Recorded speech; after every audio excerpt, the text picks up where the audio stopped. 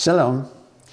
We're beginning Sefer Vayikra and Parshat Vayikra. We're entering into the world of Korbanot. And towards the beginning of the Parsha, we have a halacha which is curious. The Torah says, V'shachatoto al yerech ha-mizbe'ach tzafona. The olah must be slaughtered on the north side of the mizbe'ach. This halacha applies not only to the olah, but also to all the other korbanot that are of elevated sanctity, the kodshei kodashim, such as the chatat and the asham, as opposed to the shlamim, which is kodashim kalim. This requirement of slaughter on the north side of the mizbeach is curious because the layout of the Mishkan is on an east-west orientation. This orientation brings us successively to higher levels of kedusha as we proceed towards the west. You walk in from the east, you find yourself in the courtyard, which is the lowest level of kedusha. Then you proceed to the west, you meet the heichal, which is the next highest level. And finally, the highest level of all is the most westerly part of the Mishkan, and the Beit Mikdash as well, the Kodesh HaKodashim. Yet when the Torah requires that the animal be sacrificed, be slaughtered on the north, this implies that the north has some kind of special status, which is not easily understood. If the Torah had said to do it on the west side of the Mizbeach, that would have made sense. But what is the meaning of the north? The truth is that this requirement of slaughter on the north actually bespeaks a general anomaly about the structure of the Mishkan, which is that the Mizbeach is not a harmonious element which blends into the general structure, but it's rather a disruptive element, because the Mizbeach introduces into the Mishkan an axis which is opposed to the east-west axis. The orientation of the Mizbeach is north-south. This we see not only from the north side, which is the requirement of slaughtering many sacrifices on the north, but also on the south. Of course, what do we have on the south? On the south of the Mizbeach, we have the kevesh, which is the ramp on which you ascend to the Mizbeach.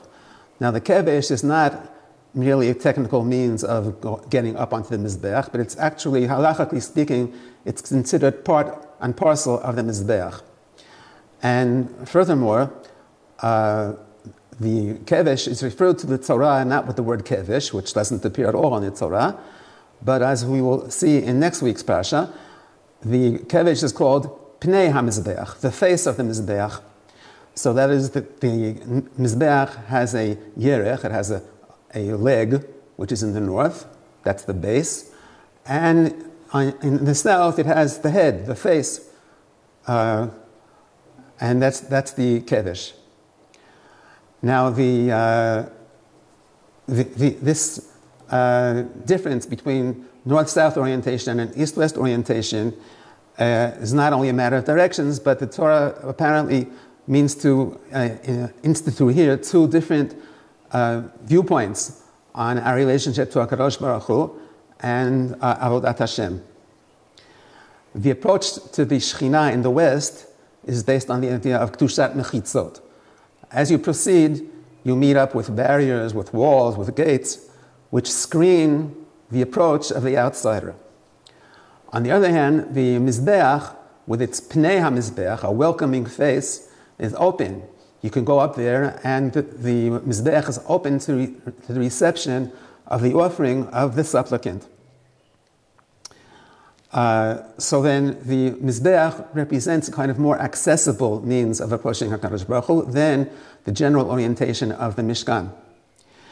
If you will, we can view the Mizbeach and the Mishkan as a kind of a transformed remnant of the Mizbeach which was described at the end of Parashat Mishpatim. If you remember, the Torah described there the Mizbeach as a kind of an independent institution, sufficient unto itself for Avodat Hashem.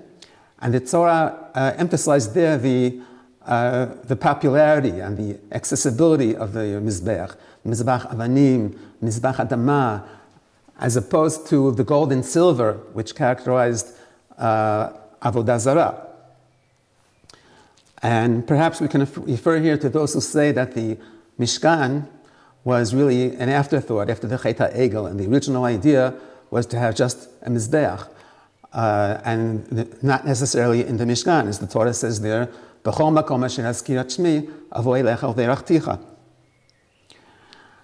So we see that the Torah takes care to incorporate within the Mishkan two different viewpoints of Avodat Hashem and the way we think about HaKadosh Barukh Hu. On one hand, we have Hashem as being a presence behind barriers, behind screens, whom we know, but we worship from afar. And on the other hand, we have a welcoming presence, the Pnei HaMizbe'ach, which is accessible and approachable. The fire of the sacrifice rises into the sky where there are no barriers. It's all open. It just goes directly up, so to speak, to HaKadosh Barukh Hu. Here on the Mizbe'ach, Hashem recognizes our sacrifice.